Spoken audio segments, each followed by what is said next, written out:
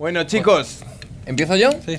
gente de Cartagena, bienvenidos y gracias a los que han organizado el evento, a Alberto Abascal, que nos ha ido a buscar a Madrid con una enorme furgoneta en la que hemos cabido de forma espaciosa.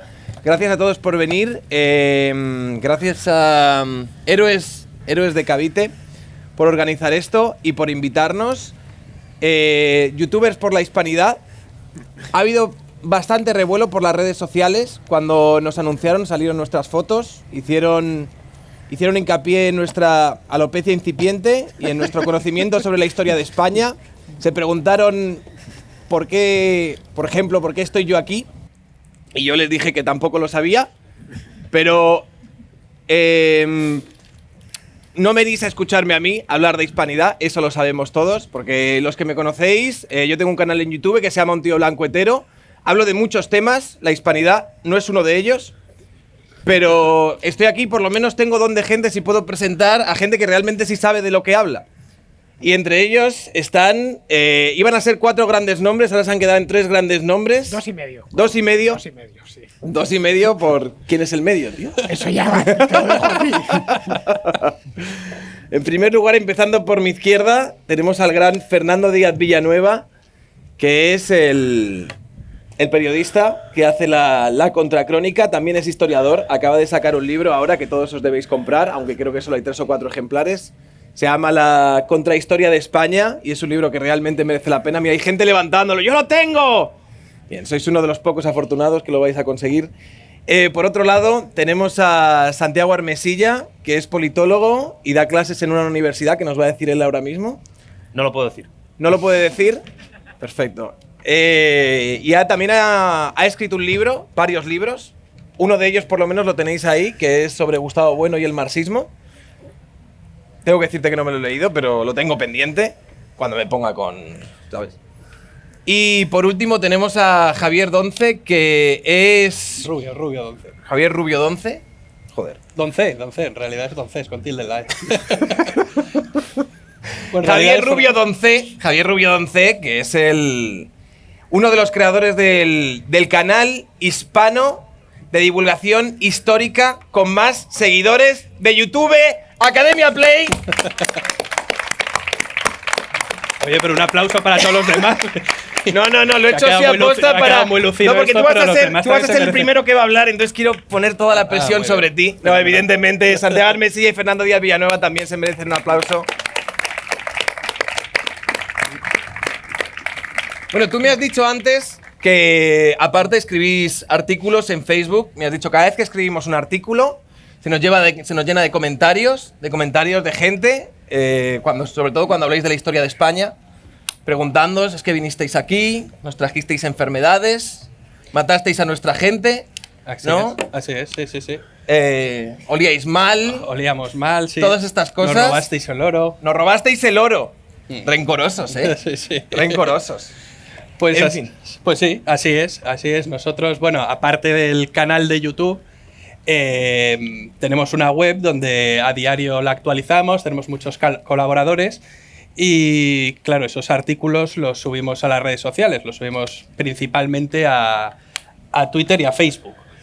Y en Facebook, en Twitter menos, pero en Facebook sí que empiezan todos a pelearse cada vez que hay un artículo que es, por ejemplo, las leyes de la corona de Castilla que protegían al indígena. Pues ahí se empiezan a pelear, o el descubrimiento de América, cualquier tema de la conquista o de la cultura mexica, de la escuela de Salamanca, cualquier tema que toques que esté relacionado incluso con, a veces cuando tocas un tema tangencial como son los visigodos o cualquier tema. Ellos también tenían la culpa de... Sí, todo. Entonces empiezan a llenarse de comentarios y unos contestándose a otros. Entonces se forma ahí un debate poco civilizado y donde se sueltan muchos exabruptos y la verdad que pocas verdades, porque empiezan pues unos... con la leyenda negra a tope de nos robasteis el oro, fuisteis unos genocidas, venisteis aquí a matarnos, a traer enfermedades, a esclavizarnos, a violar a nuestras mujeres. Entonces, claro, ya luego salta el típico español y dice, no, pero esos no fueron nuestros antepasados, serán los tuyos, ¿no? Porque ellos, como sabemos, Hispanoamérica es un pueblo mestizo, eminentemente mestizo. El 90% de la población en muchos lugares es mestiza, es más del 90%. España en también, muchos países. Bueno, España es un país mestizo, sí, de otras culturas, no es un país donde se haya...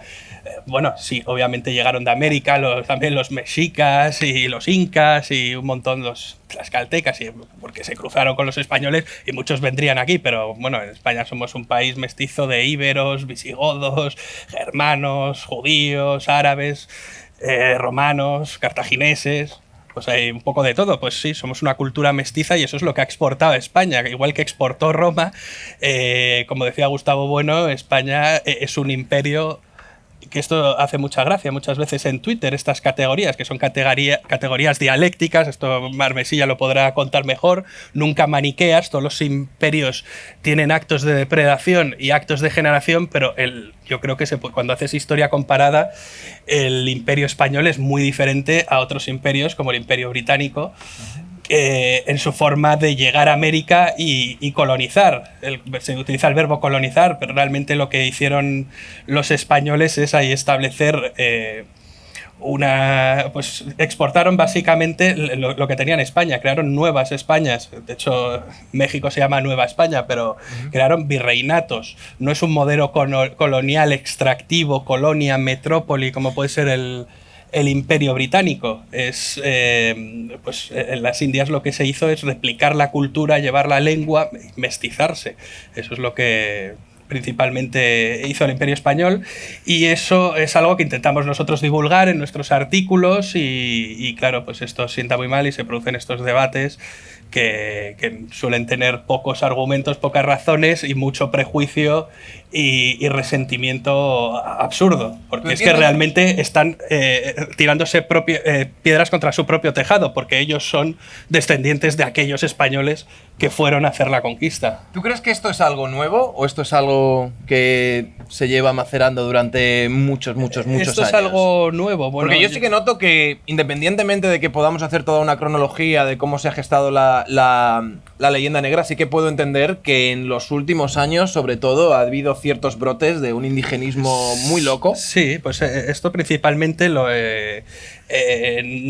yo creo que empieza en Hispanoamérica, pues con el indigenismo, que es pues verse descendientes de ese pasado mexica muchas veces, bueno, porque también Pero hay distintas etapas en la historia de Hispanoamérica. La primera es de separación de lo español, porque tienen que construir sus propias repúblicas, y eso les lleva a tenerse diferenciar, crear naciones-estado nuevas en América, muchas pues nacidas de una manera un tanto casual, como puede ser Uruguay o las repúblicas centroamericanas. Luego, cuando les empieza a ir bien a esas repúblicas, a muchas de ellas les fue muy bien a principios del siglo XX y finales del XIX, Argentina es el ejemplo más claro, pero no el único. En ese momento hay un renacimiento hispanista, las celebraciones del cuarto centenario del descubrimiento de América en 1892 es cuando empiezan a hablar del Día de la Raza, aparece Vasconcelos, muchísimos escritores de la época, hispanos, estoy hablando hispanoamericanos, que reclaman el pasado hispánico, incluso se vanaglorian de él. Es cuando en el siglo XX la cosa se les vuelve a torcer, cuando empiezan a buscar de nuevo culpables de su desdicha y encuentran dos culpables muy a mano. Uno son los Estados Unidos de América, que especialmente en México es muy acusado, y en Centroamérica, y el otro es España, queda muy lejana, pero siempre se puede acusar de la desdicha actual a una conquista remotísima en el tiempo, hace 500 años, que vinieron a perpetrar atrocidades. Ponte el micrófono ahí. Ah, que está mal, que no se oye bien. Entonces no siempre ha sido así, han pasado varios siglos, 2 siglos exactamente, desde que se independizaron las repúblicas hispanoamericanas, y en esto ha habido fases. Ahora estamos en la indigenista, que va muy con el espíritu de los tiempos. Estamos en la época de los ismos y del posmodernismo y de todas las tonterías posmodernas. Bien, esto del indigenismo es una más. No olvidemos que aquí tenemos nuestro propio indigenismo en ciertas partes de España, que se sustancia en ciertos nacionalismos. En Andalucía están muchos con la cosa de Al-Ándalus, ¿no? Diciendo que poco menos que los castellanos invadieron el Valle del Guadalquivir y se lo arrebataron a sus legítimos propietarios, que eran los andalusíes, y hicieron desaparecer una civilización que era la séptima maravilla del mundo, ¿no? Así que el discurso y el relato indigenista va muy con nuestra época, por eso encaja bien lo de tirar estatuas. El chivo expiatorio, lo dice Carlos Rodríguez Brown, es el mejor amigo del hombre, no el perro. Santiago, tú eres la nota discordante aquí entre dos liberales y un chico del Opus Dei. Tenemos a un comunista, ojo, él tiene un brazalete con la bandera de España y, sí, con la hoz y el martillo, que dice que Jiménez Los Santos se lo copió para la portada de su último libro. No me lo copió, me lo robó. Te lo robó. Bueno. Federico no puede... Seguramente con el del Opus coincida más. Oye, huelga a decir que no soy del Opus. No, pues si lo fueses, pues bien. Bueno, no pasa nada. Pero a mí me gustaría decir, antes que nada, que discrepo del título de la charla Youtubers por la Hispanidad. Más que nada porque el término youtuber, aparte de ser un anglicismo…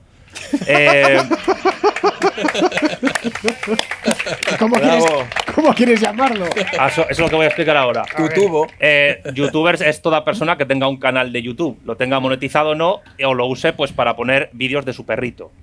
Yo creo que sería más conveniente decir divulgadores, creadores de contenido o personas dedicadas a determinados temas que utilizan YouTube como una plataforma más. Pero Díaz Villanueva es periodista, se dedica a la divulgación histórica, yo soy politólogo, tengo un doctorado de economía, Javier es ingeniero, arquitecto y se dedica a la divulgación histórica, y Sergio pues es Sergio, un tío blancotero.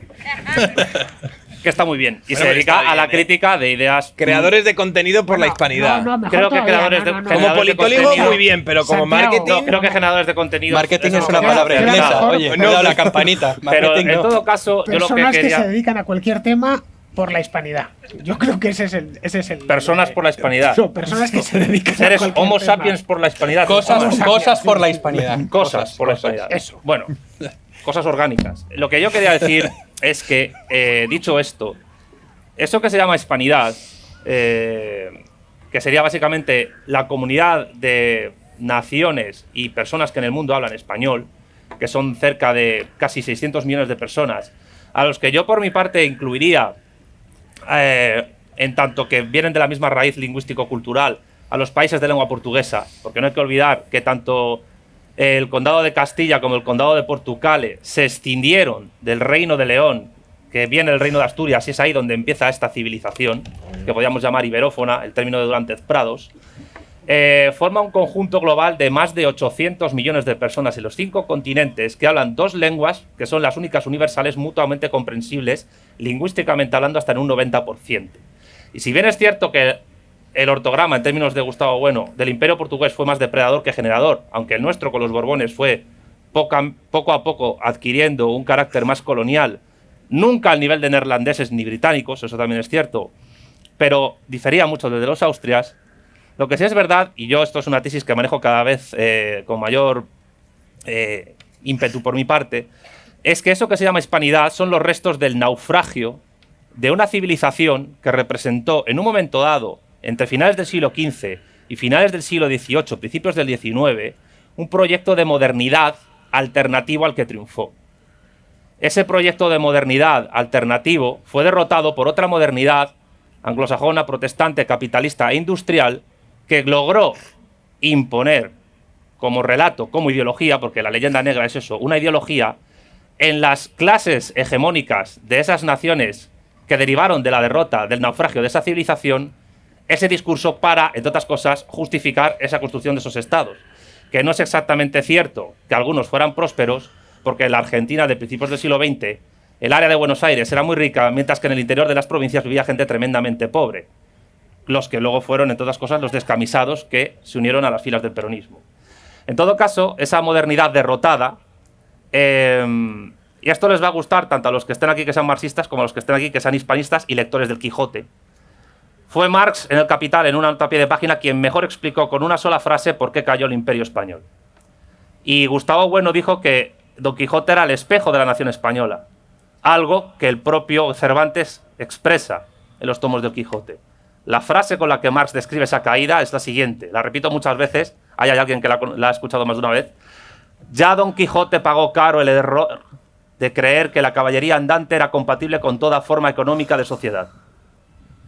Y si nosotros caímos, si nuestra civilización cayó, era porque la caballería andante, esa institución que trataba de desfacer en tuertos, no entendió que era incompatible con la forma descarnada de explotación y de desarrollo industrial que los ingleses empezaron a imponer en su propia isla, liberalizando la fuerza de trabajo infantil y de la mujer y exportándola a sus colonias, porque si eran colonias, porque tenían gobierno indirecto y el centro urbano se centraba en la costa, mientras que nosotros hicimos otra cosa, pero que fue derrotada.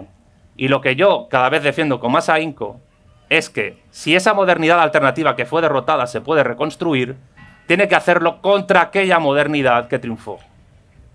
Y por tanto, por eso, la derrota política, ideológica e historiográfica de la leyenda negra es, a mi juicio, una misión inextricable de todos los hispanos de ambos hemisferios. Y yo con esto termino mi primera intervención. Bueno, yo creo, Santiago... Venga, ahora tiene que hablar un anglófilo como No, vamos a ver, Fernando. Él es el anglófilo, pero bueno, Bueno, está aquí por... Voy a cargar antes el móvil. Sabéis que está la luz tan cara que me he tenido que agenciar una pequeña central fotovoltaica para cargar el teléfono móvil. Bueno, vamos a ver. Eso de decir que la hispanidad ha fracasado, yo creo que es mucho decir. La hispanidad no ha fracasado. Tiene 450 millones tirando por debajo de hispanohablantes nativos. Una comunidad de estados-nación bien, que están en un nivel de renta. En el caso de España es una renta alta, pero en América encuentras un poco de todo y en ningún caso están entre los países más pobres del mundo, ni tampoco entre los más infelices, ni entre los más desdichados desde el punto de vista político. ¿Me repites un matiz? Dime, claro. No he dicho fracasada, he dicho derrotada.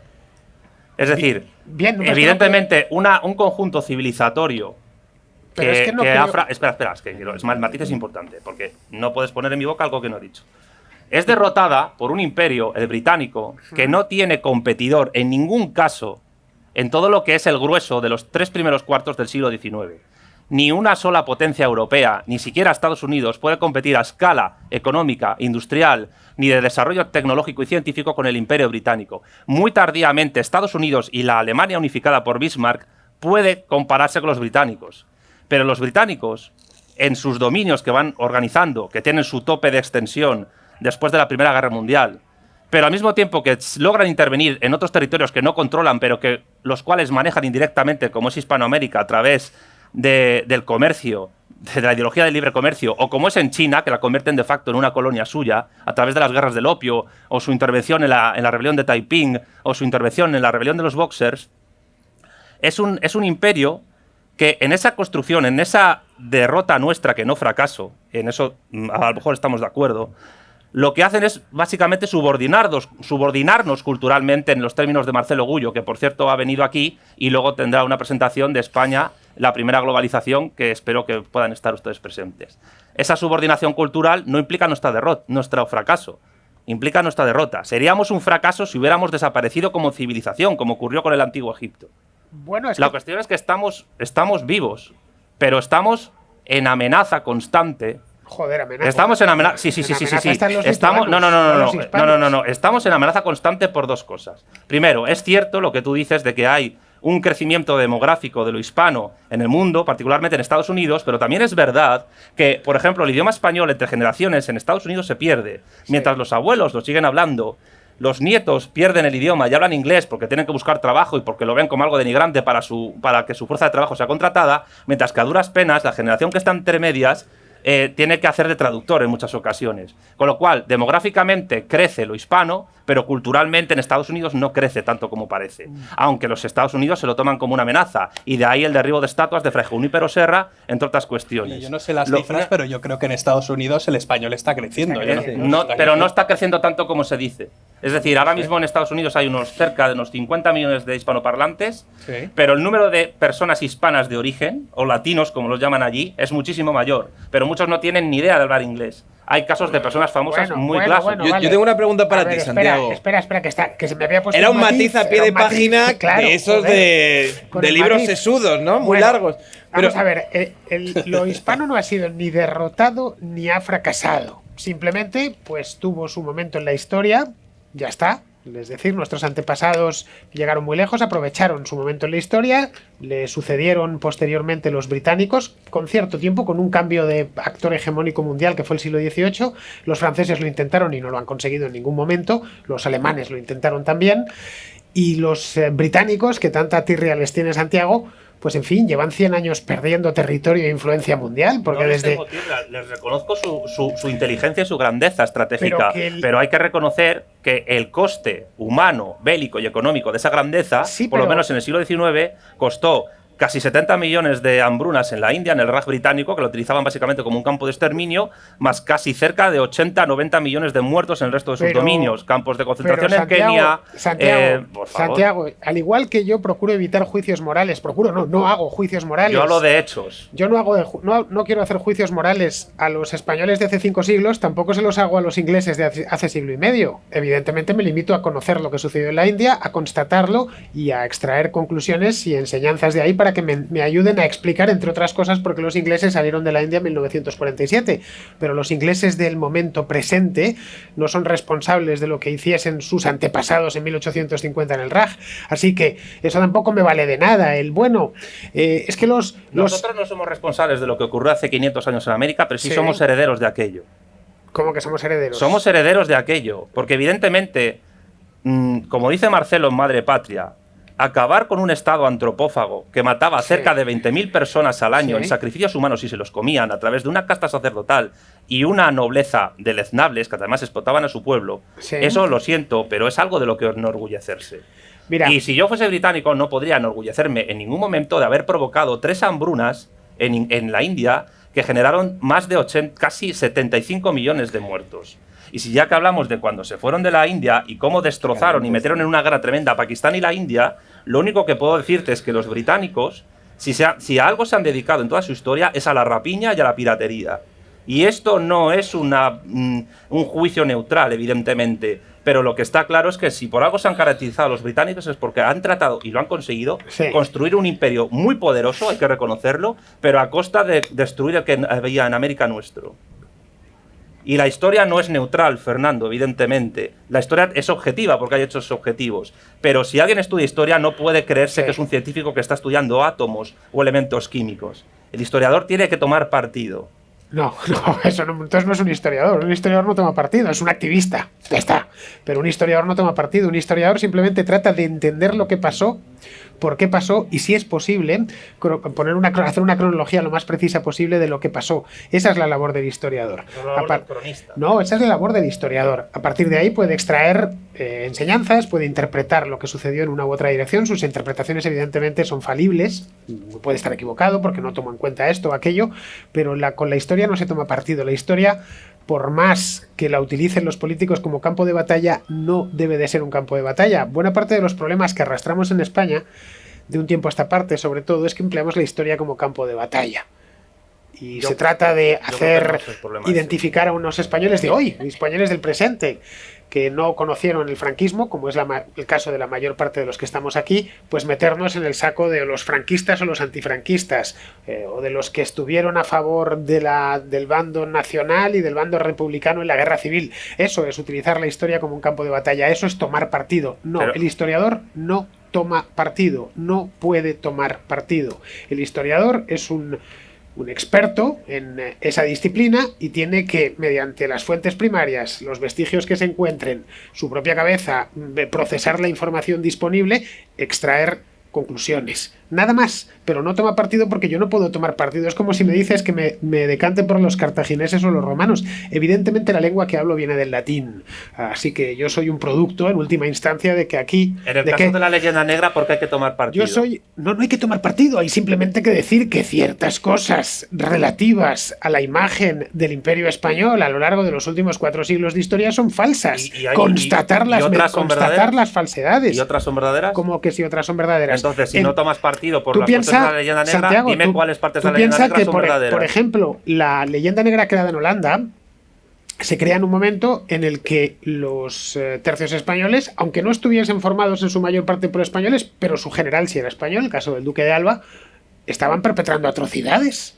Así que es normal que allí hubiese cierta leyenda negra hacia los, como aquí hay leyenda negra hacia los franceses, cuando cometieron las atrocidades que cometieron durante la Guerra de la Independencia. Es decir, esa es una parte que se puede llegar a entender. En una guerra siempre se producen atrocidades por ambos bandos. La cuestión es que lo que ocurrió en los Países Bajos no fue simplemente una guerra de liberación de unas provincias oprimidas por los malvados reyes de los Austrias. No, claro, fue una guerra civil entre neerlandeses partidarios de la corona y neerlandeses partidarios de Eso es lo que hay que explicar y lo que hay que divulgar, pero sin tomar partido. Yo creo que en el momento en el que el historiador toma partido se convierte en otra cosa, deja de ser un historiador, y yo creo que hay que informar, pero sin extraer enseñanzas morales y sin demasiado apasionamiento, porque si no... Yo no estoy hablando de enseñanzas morales. Yo lo que digo, y es el gran error que tiene mucha gente que es historiadora o divulgadora de la historia, es pensar que la historia es una ciencia. La historia no es una ciencia en el sentido. Es una ciencia no es una social, inexacta. Las ciencias sociales de científico tienen poco. La forma en que las ciencias sociales se organizan nunca es una tecnología, me vas a decir. No, lo que te voy a decir es básicamente es que es una disciplina del conocimiento racional. Que no sea una ciencia no significa que no sea racional, de la misma manera que la filosofía no es una ciencia y es tremendamente racional. Pero el tema es que la historia es absolutamente imposible analizar cualquier acontecimiento histórico de manera ideológicamente neutral. Puede ser objetivo a la hora de analizar los hechos, pero el historiador es inevitable porque tiene su ideología, y tampoco pasa nada porque la tenga, eso también lo digo de antemano. No pasa nada porque un historiador tenga una valoración ideológica de un hecho. Los historiadores tienen sesgos, eso es inevitable, y pueden tener ideología, y todos la tenemos, pero hay que intentar dejarla de un lado y analizarlo de manera crítica, pero sin tomar... Una cosa es que no sea posible y otra cosa es que sea deseable, pero yo creo que lo que tú estás defendiendo un poco es la labor de un propagandista, porque si tú en el momento en el que dices, bueno, es imposible disgregar una cosa de la otra, las dos cosas van vinculadas y no se pueden de alguna manera separar. Eso significa que entonces tengo que abrazar esa ideología y tengo que expresar o contar la historia de la manera que más me convenga según las ideas que yo tengo ahora mismo en el presente para divulgar las ideas que yo quiero divulgar. La ideología política de un historiador puede ser irrelevante a la hora de analizar objetivamente unos hechos históricos determinados. En eso estamos todos de acuerdo. Ahora bien, la utilización de la valoración de ese historiador que supuestamente quiere ir de neutral siempre se hace por terceros y a veces incluso por indicación y dirección del propio historiador. En el momento en que un historiador no comprende que la historia es un campo de batalla ideológico y que determina la acción del presente y del futuro en un campo de batalla político, ese historiador que quiere ir de neutral y de estar por encima de los hechos políticos en los que está viviendo es una persona que vive en los mundos de Yuppie. No, porque la batalla por la historia es una batalla ideológica. Yo creo que cualquier historiador sabe que hay una batalla ideológica, y cuando está analizando la leyenda negra sabe que en el siglo XVI y XVII hay una pugna ideológica porque el imperio español es el hegemónico y hay una pugna con el resto de imperios. Claro, eso cualquier historiador, desde John Eliot o cualquier español, sabe hacerlo. Porque has debatido con ellos en Twitter que muchos historiadores actualmente... Pero son activistas, ese es el problema. Claro, son activistas del otro lado. No dejar de ser otra cosa. Pero claro, ese es su problema. El problema es que están haciendo activismo. Y a mí no me interesa el activismo. Con una ideología que... Están haciendo activismo por una ideología que niega la existencia actual de la leyenda negra mientras la ejerce. Bueno, se están equivocando, claro que hay una leyenda negra. No, pero no se están equivocando gratuitamente. Pero hemos visto ya nosotros el documental, que luego va a haber un pase de 40 minutos de la primera globalización de López Linares. Ahí está toda la academia, está Carmen Iglesias y hay 50 historiadores y muchos son catedráticos, académicos, y todos analizan la leyenda negra, saben perfectamente que hay una pugna ideológica, pero no toman partido. Se podía hacer perfectamente. Y hay historiadores de todo tipo de ideologías. Se podía hacer perfectamente... No estoy diciendo que se vaya a hacer, pero se podría hacer perfectamente un contradocumental con historiadores y catedráticos diciendo que no hay leyenda negra actualmente y empezando a hablar... Bueno, ahora Villacañas, a ver a cuántos arrastra de la academia. A ver a cuántos arrastra de la academia. Pues o historiadores prestigiosos. Te aseguro que unos cuantos, porque lo que ocurre en las academias, en las facultades de historia, no hay... Y lo que estarán haciendo es activismo. A mí no me interesa. A mí lo que me interesa son los datos. No. Es que no es una cuestión de activismo, es una cuestión de ideología, de lucha de poder. La cuestión es que la leyenda negra actualmente se sigue generando, porque es una ideología que sirve para la construcción de estados modernos. Por supuesto, y eso te lo compro. Claro, pues el tema es que si quieres ir de neutral ante eso, no puedes. Pero la labor de un historiador no es construir el futuro, creo. No lo creo. Pero la labor del historiador es fundamental para la labor del político. Porque el político no puede construir su presente y futuro sin partir de la labor del historiador. Y cuando el historiador quiere ir de neutral, está básicamente no entendiendo cuál es el juego político de la historia. Cuando los políticos, lo sabes perfectamente, hablan de historia y la cagan porque no tienen ni idea y están tergiversando los hechos del pasado de manera maniquea de todos los partidos políticos. Pero lo que te quiero decir es que si la historia tiene parte de verdad y el historiador se dedica a descubrir la verdad de los hechos, el político que es sensato, coherente y tiene planes y programas de futuro para una nación, para un Estado, tiene que partir de esa verdad histórica para construir futuro. Y porque el futuro político y el presente no se construye desde la nada. En esto estaremos todos de acuerdo. Por tanto, lo que digo es que, porque esto es una cuestión política, o sea, para mí la cuestión de la lucha contra la leyenda negra no es meramente una cuestión historiográfica, es una cuestión política. Una pregunta te voy a hacer, Santiago. ¿Tú justificas, por ejemplo, la construcción de una leyenda negra sobre, por ejemplo, la historia de Inglaterra para contraatacar la leyenda negra de la historia de España? Buena pregunta. Pues sí. En algunas cuestiones, sí. Evidentemente, sí. Vale. Sí. Y voy a explicar por qué. Pues eso no lo debería hacer ningún buen historiador. Ya, pero es que yo os vuelvo a repetir. Yo no soy historiador, yo soy politólogo. Y yo estoy explicando cómo se utiliza desde el poder político la historia. Que es algo que vosotros, como divulgadores fantásticos que sois todos, los dos, de la cuestión histórica, que nadie lo niega, no caéis en la cuenta de que la historia, el pasado, es un arma de futuro que los políticos utilizan con mayor o menor tino, con mayor o menor acierto, pero en el momento en que un presidente español acepta algunas ideas de la leyenda negra, que ha sido impulsada por potencias extranjeras como herramienta geopolítica de poder, utilizando la academia propia y la ajena para hacerlo, porque yo creo que esto tiene que quedar meridianamente claro. Cuando hay gente en la universidad española o extranjera que defiende la leyenda negra, lo hace por un motivo muy prosaico, y es que le da de comer. Porque gracias a las publicaciones científicas historiográficas de esa leyenda negra, son publicados sus artículos en revistas de alto índice de impacto académico en Estados Unidos, y eso les da la acreditación en la NECA para que puedan trabajar en la universidad. Y hay todo un negocio con la leyenda negra. Claro, evidentemente. Pues en ese caso, si nosotros sabemos, además, porque hay datos fidedignos de ello, no traducidos al español, pero en la India, por ejemplo, los manejan, en Nigeria, en Kenia, o en Canadá, o en Australia, por ejemplo, el genocidio que hicieron en Tasmania. Lo que yo digo, y es aquí donde difiero yo de vosotros, porque vosotros estáis en el plano historiográfico, y yo estoy hablando de poder, de política, la política es poder, y es conflicto. Lo que digo es que un político también puede utilizar la mentira o puede utilizar la verdad para construir planes y programas no solo para beneficiar a su país, sino también para atacar a un enemigo histórico, que lo que pretende es que tu país esté subordinado políticamente. Yo desearía que los políticos no se acercasen demasiado a la historia. Y eso no va a ocurrir nunca. Sí, pero eso es lo deseable. Eso es lo deseable.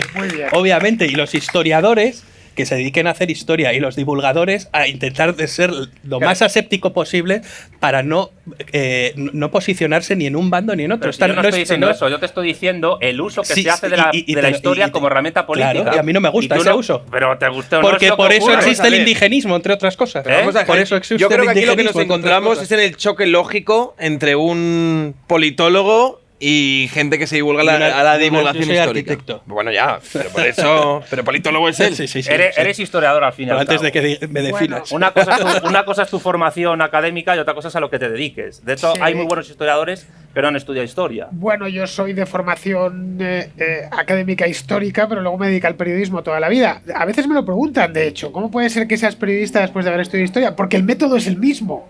Los periodistas y los historiadores trabajan exactamente con la misma metodología, o deberían, por lo menos. Eres un historiador del presente. Vas a los hechos, contrastas los hechos, relacionas los hechos entre sí. Si no hay hechos, no hay relato, pero tienes que inventar, y eso no es propio ni de un periodista ni de un historiador. Es propio de un manipulador, de un politicastro, en fin, pero no de un historiador ni de un periodista honrado.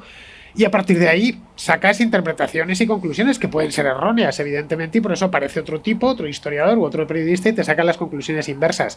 Evidentemente lo filtras a través de tus propios conocimientos y convicciones, pero siempre tienes que ser honrado.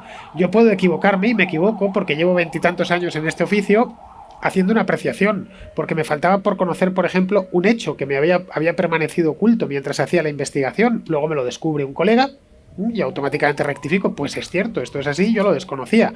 Así que tanto el periodismo como la historia funcionan de la misma manera, y a ninguna de las dos cosas hay que darles uso político, porque en el momento en que les das uso político las envileces. Nos interesa saber de dónde venimos. cómo se constituyeron nuestras sociedades. Lo que te iba a decir, ahora mismo estamos en una ciudad que se llama Cartagena. Esta ciudad la fundaron los cartagineses, coño, lo dice la palabra. Pero un cartaginés no hubiera dicho jamás Cartago Nova, porque el cartaginés hablaba una variante del fenicio.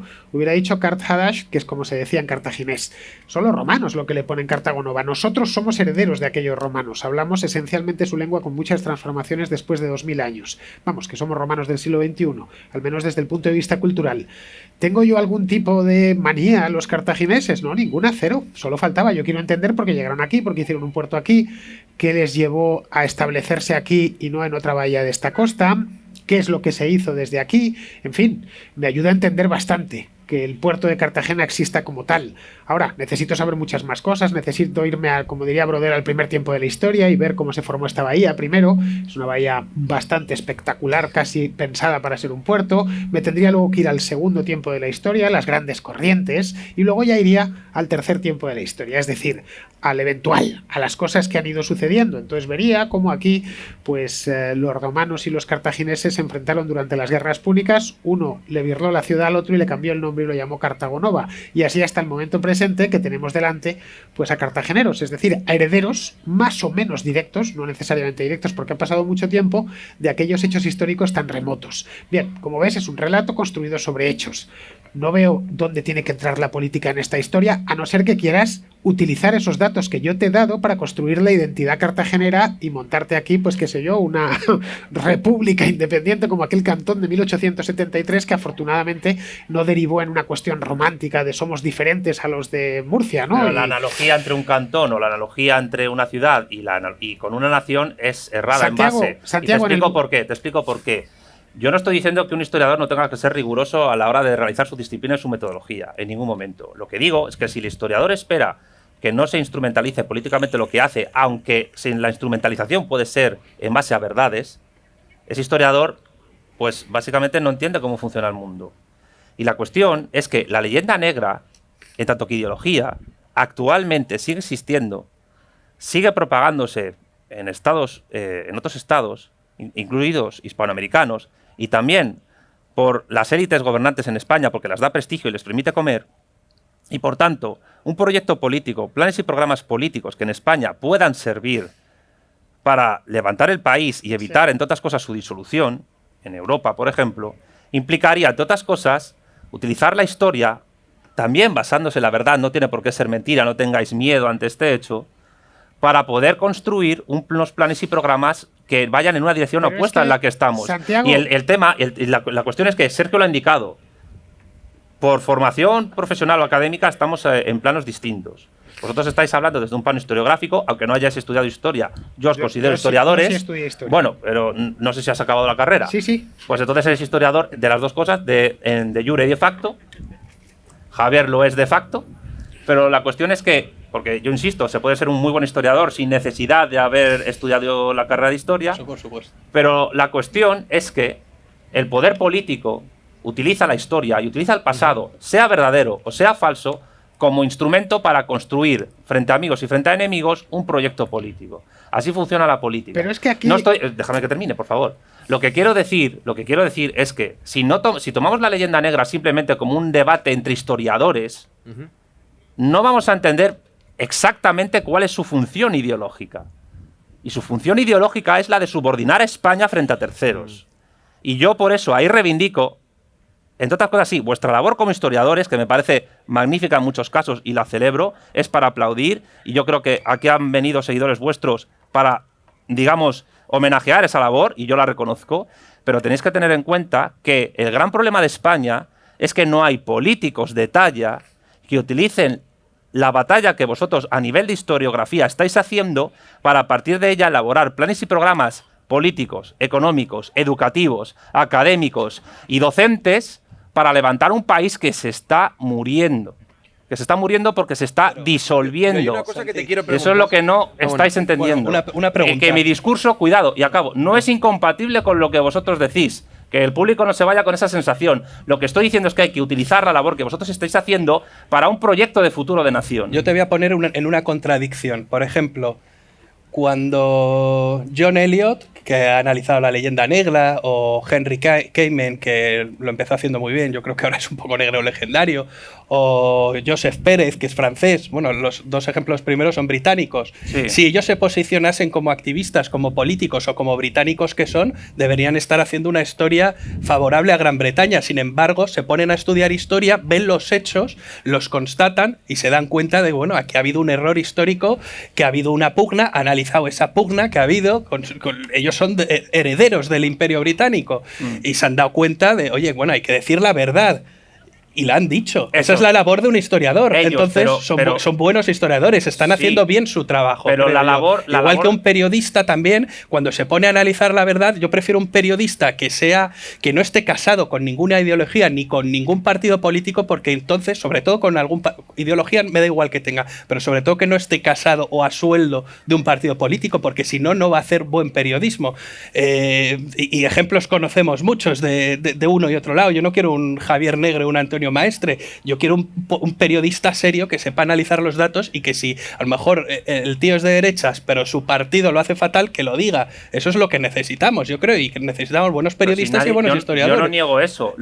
Yo tampoco niego la pugna, pero es que no me gusta. No niego las obras que ha hecho Henry Kamen sobre historia de España, por ejemplo, sobre la Inquisición, que son muy valiosas. Sí. No niego la labor de John Eliot, no niego la labor de muchos hispanistas británicos, que es muy buena. Ahora bien, el poder político de Gran Bretaña, incluso a través de la Academia Historiográfica, desde hace siglos, se ha construido utilizando tanto verdades como mentiras, como tergiversaciones, contra nosotros. Y se ha hecho precisamente para ellos elevarse en su poder. Un ejemplo de utilización de una verdad histórica por parte de los británicos muy, muy ágil políticamente. La Common Law como instrumento de civilización. Cuidado, que la Common Law no se aplicaba en todas las colonias británicas, pero actualmente incluso desde la Prager University, que es un canal de YouTube conservador estadounidense, se defiende la Common Law como una herencia civilizatoria anglosajona.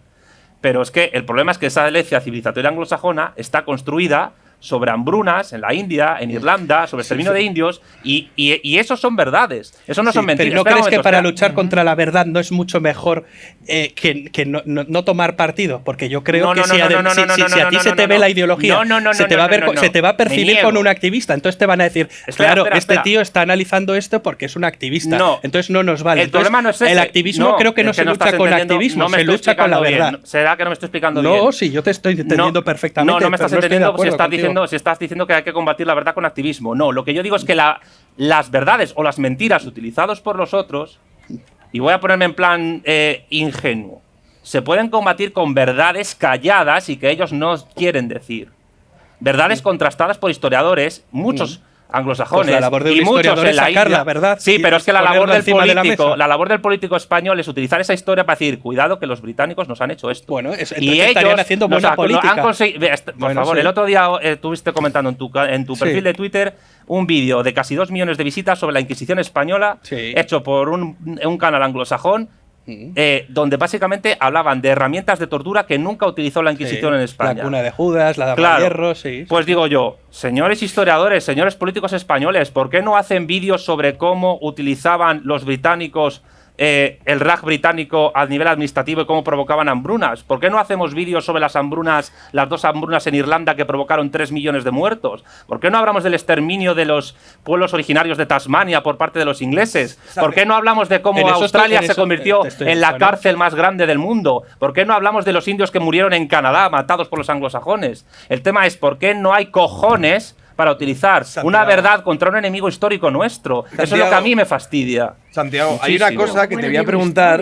Pero ¿cómo enemigo histórico? Enemigo histórico, totalmente. Hay una cosa, un momento, hay una cosa que te quiero preguntar, y es que a mí en los últimos años, por lo menos, hay ciertas corrientes que creo que se solapan. Cuando habláis de hispanofobia, muchas veces yo lo interpreto como algo que estaríamos viviendo ahora mismo en todo Occidente, como una suerte de occidentofobia. Y esto que tú acabas de decir, esto de joder los genocidios de los ingleses, de tal, no sé qué, tú te vas a una universidad en Estados Unidos y prácticamente todos los chavales jóvenes que aquí están con la hispanofobia y lo terribles que éramos, las corrientes indigenistas y demás, en Estados Unidos les estarán diciendo que eran unos putos genocidas, que malditos eran ellos, que vinieron aquí, que robaron todo, que mataron a todas las tribus. Es decir, el relato que tú tienes ahora mismo colonialismo ya se está utilizando para socavar los cimientos de todo Occidente ahora mismo. Occidente donde nosotros también... Occidente como civilización no existe. Eso fue un invento moderno de ingleses y franceses para justificar su dominio colonial.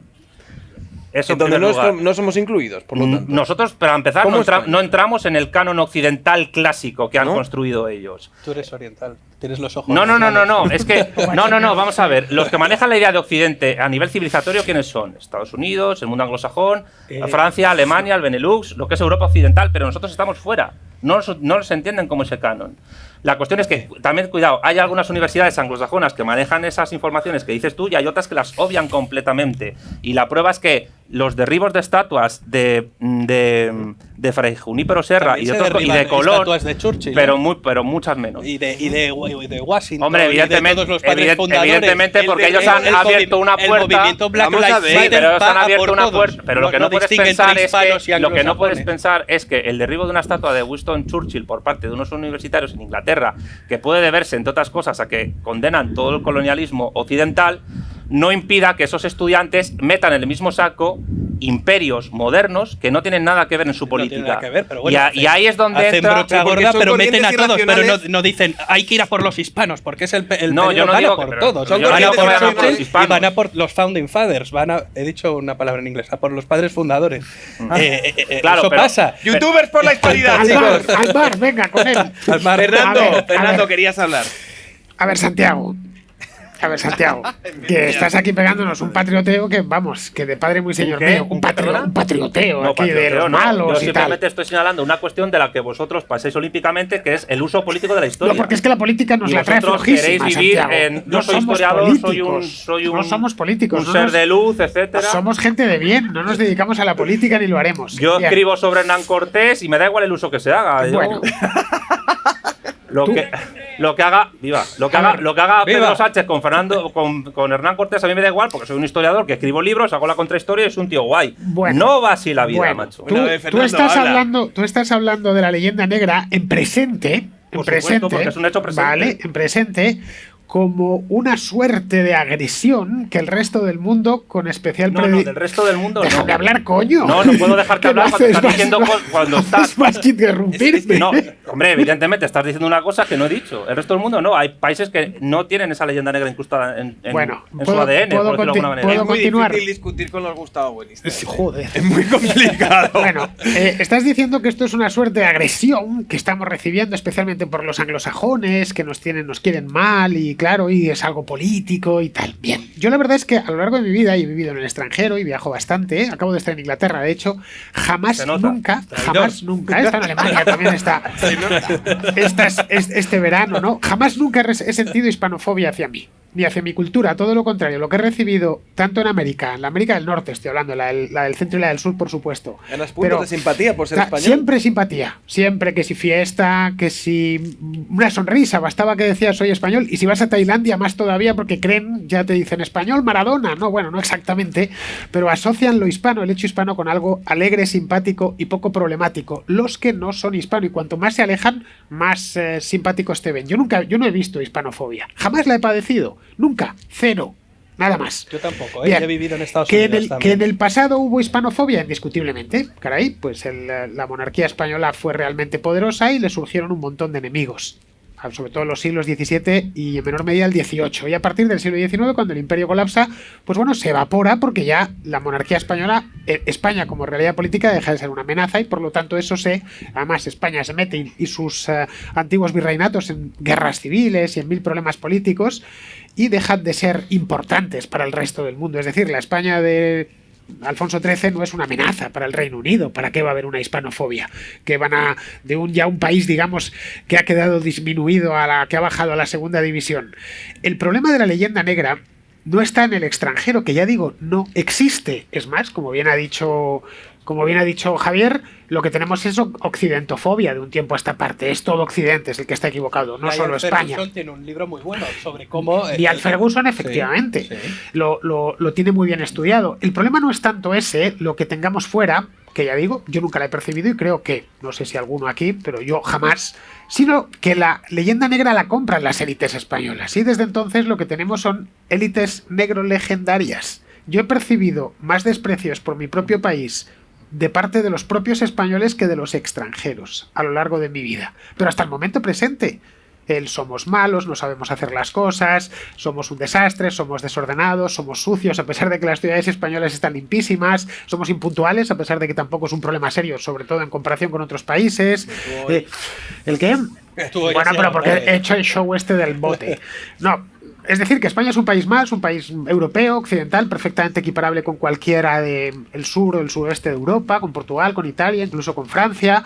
Tiene muchas afinidades con el Reino Unido, también con Alemania, para qué no negarlo. La integración europea al final nos ha hecho a todos muy parecidos y no veo que tenga ninguna excepción. La excepción la tenemos en la cabeza. Digamos que tenemos una cabeza que está medianamente podrida. Y es que nos está continuamente diciendo que tenemos un problema. Que quizá el problema somos nosotros, y ahí nace el autoodio. Lo que llamamos leyenda negra, hoy por hoy se puede denominar autoodio.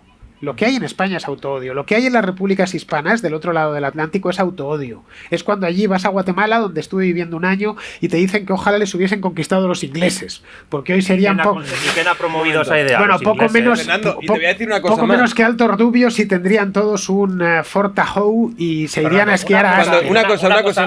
Un momento, déjame que lo conteste. Una cosa es la población de a pie en Estados Unidos o Inglaterra, con la cual puedes tener una cierta simpatía normal, y otra cosa es los planes y programas de las élites políticas de esos estados. Un dato.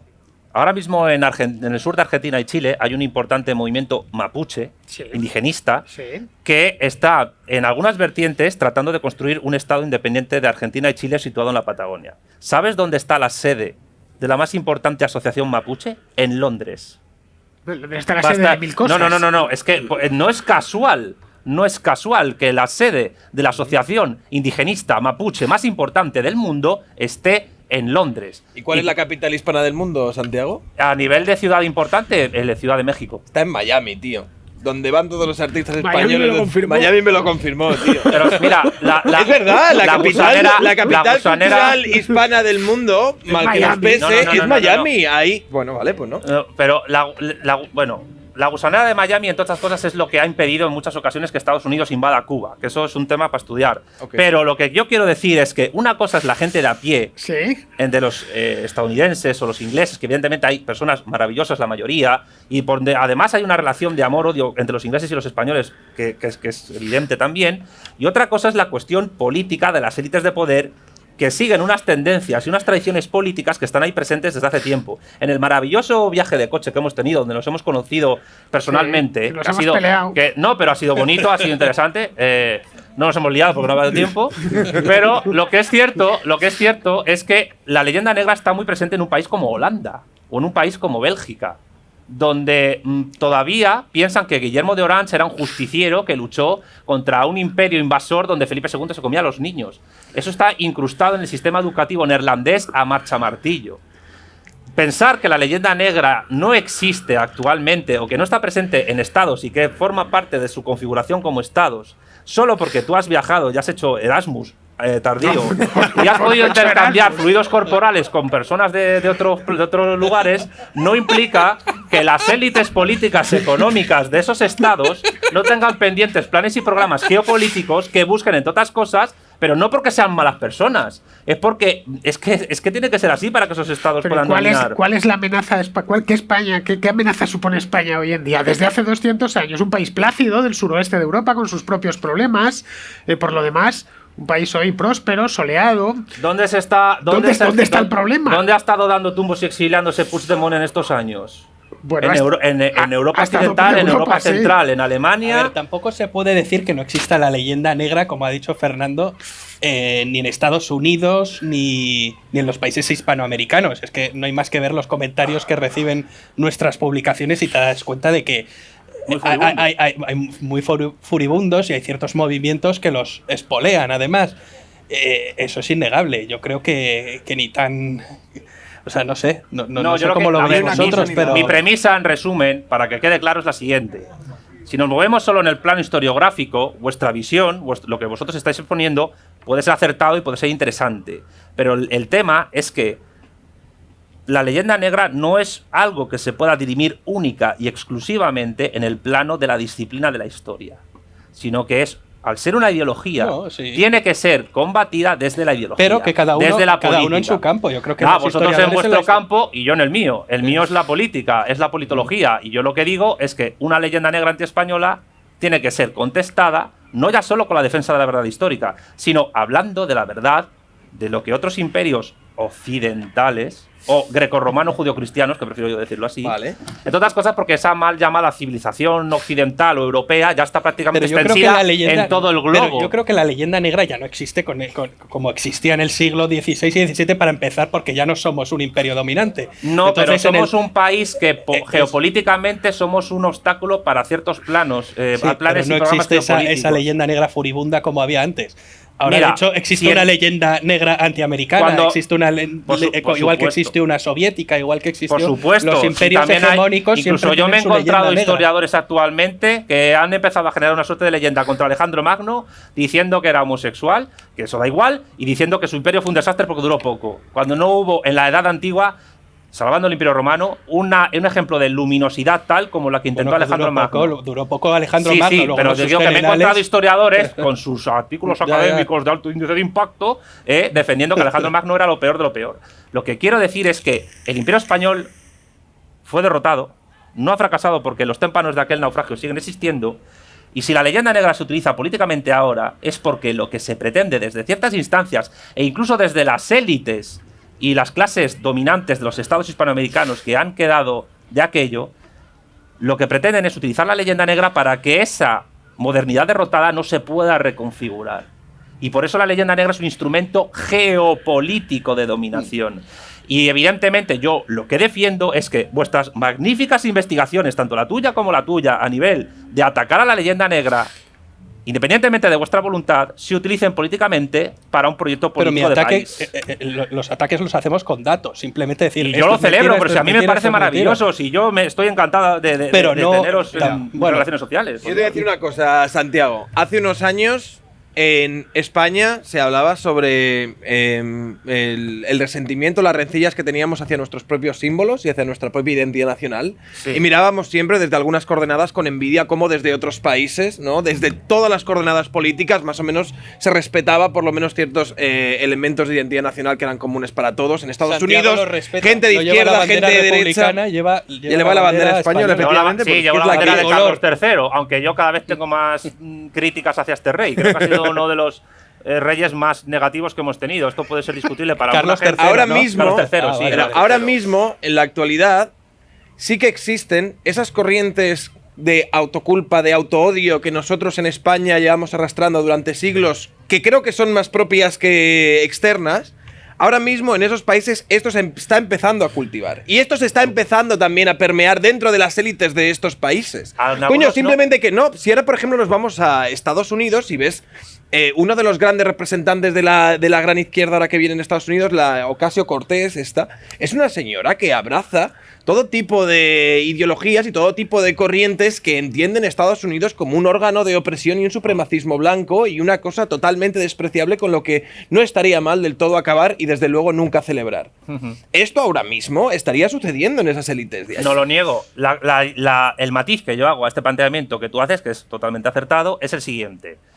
Esa descomposición o esa penetración de autodesprecio que hacen ciertas élites, tanto políticas como económicas como académicas en esos países, no obliga a pensar que eso que se llama Occidente es un bloque monolítico unido. Porque eso que se llama Occidente, que vosotros llamáis Occidente, ha estado en pugna entre sí de una manera visceral durante décadas. Sí. La gran característica que ocurre en la actualidad es que ese mundo geopolítico que Estados Unidos construyó en su Pax Americana a través de la OTAN o a través de la Unión Europea, que se construyó antes Comunidad Económica Europea para frenar el avance de la URSS hacia Europa Occidental, empieza a resquebrajarse porque está resurgiendo un poder político, económico y cultural tremendo que se llama República Popular China, ante el cual el resto del bloque que está ahora mismo en descomposición no tiene herramientas para poder combatir. Y lo hace. Ahí está el AUKUS. ¿Y el AUKUS qué es? No es una unión de Occidente, es una unión de anglosajones, que siempre han estado unidos en cualquier conflicto bélico. Y China no olvida lo que les hicieron en el siglo de la humillación. Corregidme si el término no es adecuado, pero los chinos consideran que el mundo anglosajón les humilló en el siglo XIX convirtiendo en una colonia de facto de Inglaterra, de Francia y incluso del Imperio Austrohúngaro a lo que fue un imperio milenario, que se lo repartieron entre otras cosas. Y de ahí vienen las dos guerras del opio, que convirtieron a China en un narcoestado, ahí viene la rebelión de Taiping, donde intervinieron los ingleses, o ahí viene la guerra de los boxers. Y lo que están... Sí, lo sé. Y la cuestión es que tanto los chinos como los anglosajones, teniendo a Estados Unidos como su principal potencia ejecutora, siguen estando en disputa y utilizan también la historia como herramienta política. E insisto, para que no se malinterprete por enésima vez, no niego lo que vosotros decís y no niego la labor del historiador en ese sentido. Por supuesto que es necesario que el historiador sea fidedigno a las reliquias y relatos, a las fuentes, y que trate de relatar los hechos de la manera más fidedigna posible, siendo objetivo. Por supuesto que sí. Pero si el historiador piensa que lo que él está haciendo es una labor neutral, más allá de su ingenuidad académica, está completamente desnortado. Y evidentemente está pasando eso que tú que dices en Estados Unidos, en Inglaterra, en Alemania no tanto, fíjate. Curioso, porque han provocado guerras mundiales. Hace unos años veíamos la foto de Angela Merkel, no sé qué estaba celebrando, pero había una persona con una bandera alemana y se acercó Merkel a decirle, no tengas aquí la bandera alemana. Pero no ¿sabes por qué? ¿Sabes por qué? Porque la verdadera bandera alemana es la de la Unión Europea. Porque la Unión Europea es el cuarto Reich que se está construyendo de manera pacífica, a través del libre comercio. Y ¿Tú preferirías que hubiese turistas argentinos en Benidorm antes que alemanes, entiendo? Yo es que considero que el turismo es uno de los putos capitalistas más refinados que hay, pero eso es otra cuestión. Yo lo que digo es que la Unión Europea no es una mera asociación, no es una asociación entre iguales. Nunca lo ha sido, jamás.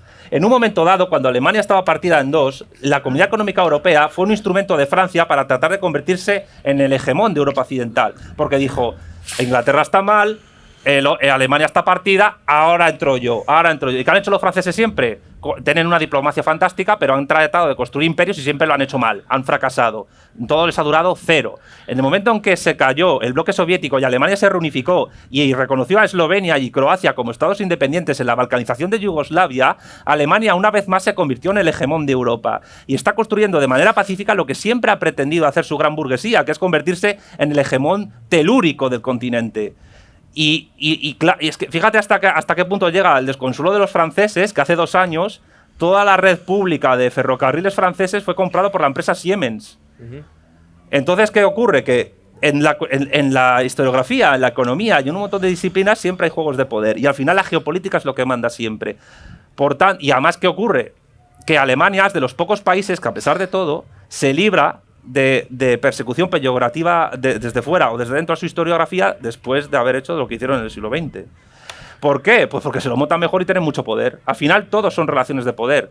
No estoy diciendo que eso sea bueno o malo o que yo lo prefiera. Lo único que estoy haciendo es decirles a todos ustedes que el poder, la geopolítica, la política exterior, las relaciones internacionales, al final es lo que determina, incluso de manera indirecta, lo que en una academia se estudia, lo que uno entiende por la historia de su país y del resto del mundo.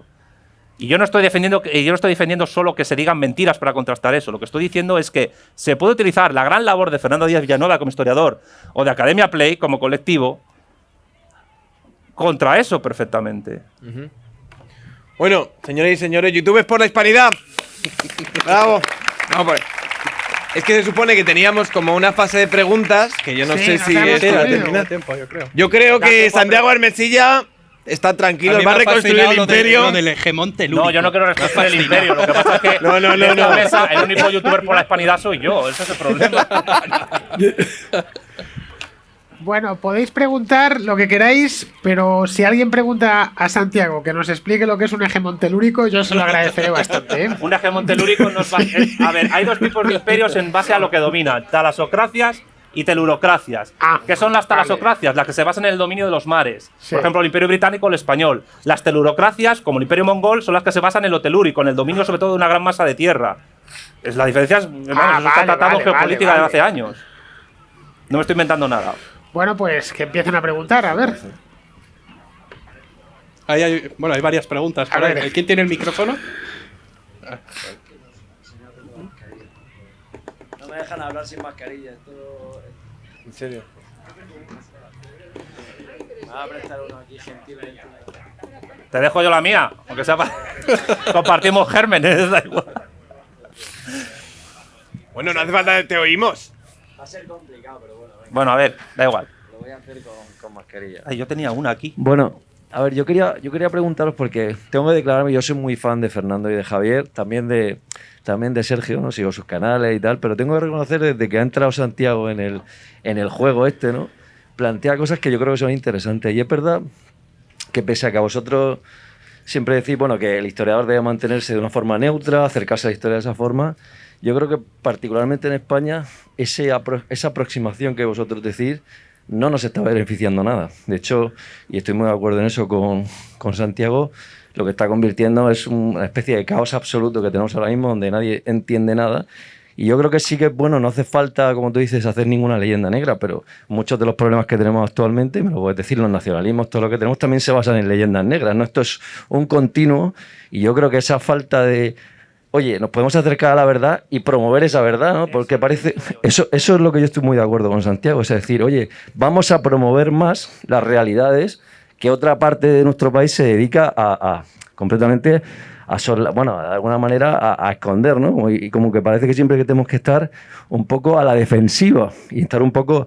A ver, sí que es verdad que hay partidos políticos, incluso desde la derecha, que hablan mucho de toda la batalla cultural y todo este tipo de cosas, que probablemente en ese sentido tienen razón, que hay que dar esa batalla cultural y explicar las verdades de nuestro país, de nuestra historia, que nos pueden ayudar a construir un país mejor del que tenemos mejor del que tenemos ahora mismo. Pero ya se estaría haciendo. Yo creo que tanto Fernando como yo creo que lo hacemos y lo explicamos. Una cosa es explicarlo y otra cosa es hacer activismo y decir lo que tenemos que hacer. Eso yo creo que no es la labor del historiador. El historiador se tiene que quedar ahí, tiene que limitarse a analizar los datos. Si ya estaría sucediendo esto que estáis sigues diciendo, hablando de activismo, el historiador. Es que no me he explicado todavía. No, pero bien, vamos a ver, Fernando puede construir historia, pero ahora mismo no podemos negar que sí que tenemos políticos que activamente están defendiendo la hispanidad y la historia de España de una forma que a lo mejor se puede adaptar más a los marcos que estaba planteando Santiago Armesilla. De una manera, yo creo, insuficiente. Bueno, y además de una manera. Pero yo creo que el historiador se tiene que limitar a diagnosticar, pero no a dar las recetas. No, pero sí, yo no creo que. No creo que sea, desde el marco de la politología es de donde se supone que tienes que convencer. Es verdad que Santiago tampoco ha dado las recetas exactamente. Perdóname un segundo. No, yo he indicado el camino a seguir. Yo lo que digo es que hay que ir a la ofensiva. Yo lo que digo es que hay que ir al ataque. Bueno, no solo en defensa, hay que ir a atacar. No creo que Santiago esté diciendo. No creo que Santiago esté diciendo. Nosotros somos más de catenacho. Somos más de catenacho. Es catenacho, tío. Sí. Bueno, es que son estilos diferentes, ¿no? Pero que bueno, que en ese sentido yo creo que Santiago no pretende que ni Fernando ni Javier se dediquen a hacer otra cosa que no es lo que hacen ahora mismo, que hacen una labor fantástica. Y a mí me encanta escuchar el canal de Fernando, el canal de Javier, pero que quiero decir que en ese sentido hace falta también desde la política tener gente que cuente las cosas tal y como son y que pueda plantear, porque como bien decís, tú no puedes construir un programa político sin tener en cuenta la realidad de lo que pasa. O sea, es que no se puede hacer y lo que no podemos tener es pensar, oye, pues nada, nos dedicamos a contar pues la historia y bueno, y dejamos que los demás estén continuamente ensuciando el terreno de juego con mentiras continuas. O sea, que en ese sentido aplaudo la posición de Santiago y invito a que la gente empiece también a posicionarse un poco más con cosas que son la verdad, ¿eh? No hace falta ir diciendo lo que no es. O sea, eso sería un poco mi... Que conste que totalmente de acuerdo contigo y decir que la verdad es siempre revolucionaria. O sea, que sí, digamos la verdad y a la ofensiva, al ataque. Ya, pero tú dime, por ejemplo, ahora en España... Tú dime, ahora en España, con los complejos sobre la propia España que nosotros tenemos, ¿en qué momento encajas ahí un relato tan crítico con las posiciones anglosajonas a lo largo de la historia, cuando yo creo que ahora nuestros complejos no tienen nada que ver con la posición de España en relación a otros imperios a lo largo de la historia, sino con una visión totalmente alienada de nuestra propia historia y que eso luego pues ha permeado en distintos nacionalismos y regionalismos en función del andaluz? Tiene que ver en el sentido de que España, cuando empezó a recibir en los siglos XVI y XVII los primeros ataques neurolegendarios, como era un imperio muy poderoso, lo dejaba pasar, como si fueran picaduras de mosquito.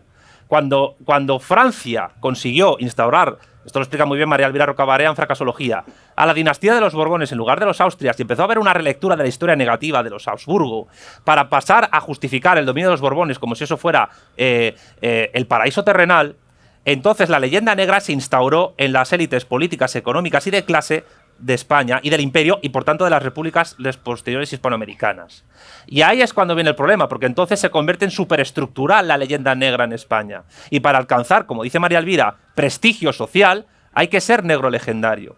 Entonces lo que yo defiendo, evidentemente utilizando la verdad que tan magníficamente Fernando Villanueva y tan maravillosamente Javier Rubio Doncé pregonan en sus canales de YouTube y en sus obras, lo que hay que conseguir es que el motivo de prestigio no sea ser negro legendario, sino decir la verdad histórica e incluso contrarrestar hablando de la historia de lo que hicieron otros. Porque eso es lo que han hecho los británicos. El hecho de que haya muchos historiadores en Inglaterra o en Francia que han tratado nuestra historia de una manera ideológicamente dirigida y nosotros no hayamos hecho lo mismo incluso sin negar ciertas cosas positivas que trajeron los ingleses como el fútbol o los ferrocarriles en la India, sin embargo, creo que ya va siendo hora de pasar al ataque y que historiadores españoles, desde la neutralidad y la objetividad, expliquen lo que hicieron los ingleses para instaurar el capitalismo en el mundo, para instaurarlo en África o para instalarlo en Australia. Oye, ¿no te parece un buen paso que la academia ya se haya posicionado y hayan entrado en este documental, en el de la primera globalización? Sí, cosa pero que antes pocos. Tenían mucho pánico a entrar A mí y me hablar de la parece muy leyenda positivo. negra. Me parece- Pero yo creo que María Elvira Roca ha abierto ahí una veda que está muy bien. María porque Elvira, muchos se han animado. yo Incluso la presidenta con muchos te doy la historiadores. razón, lo celebro, creo que todavía es insuficiente y que hay que hacer más, pero no solo hay que reconocer la labor de María Elvira Roca Barea, hay que reconocer la labor de alguien que no ha podido venir ahora, que es Pedro Insua, los libros de Iván Vélez y, por qué no decirlo, el magnífico libro de Gustavo Bueno, España frente a Europa, que realmente es el abuelo de todos estos. Con lo cual, sí, celebro que la Academia Historiográfica Española y Extranjera entre ahí, pero todavía es insuficiente, porque lo que hay que conseguir es que la población... Porque el gran problema de la leyenda negra, lo ha explicado también María Elvira muchas veces, es que a nivel académico ha sido refutada, la historiografía, incluso extranjera, refuta muchos datos, pero todavía es muy popular a nivel de lo mundano. Y cuando es popular a nivel de lo mundano tenemos un problema, porque entonces hay una desconexión muy fuerte entre lo académico y lo mundano, entre lo académico y lo popular. Y cuando el académico de la historia no es capaz de hacer penetrar con sus investigaciones a las capas más populares de la sociedad, ¿quién falla ahí? ¿El historiador? A lo mejor no, falla la clase política. Y a lo mejor lo que hay que hacer es sustituir a la clase política por otra. ¿De dónde han venido las críticas furibundas a Elvira Roca Barea? No han venido desde Inglaterra. Las críticas han venido desde España, fundamentalmente. Por supuesto, pero esas Tipos críticas como que vienen desde Villacañas, España... de políticos, Esas de críticas ciertos que vienen desde nacionalismos, España beberían de posiciones unas de primeras izquierda, fuentes de hace Pero muchos claro, el siglos. tema es que esas críticas que vienen desde Otra España pregunta, porfa. vienen de gente que ha asumido ideas que vienen impulsadas de Inglaterra. A ver, ¿alguien tiene alguna pregunta sobre feminismo?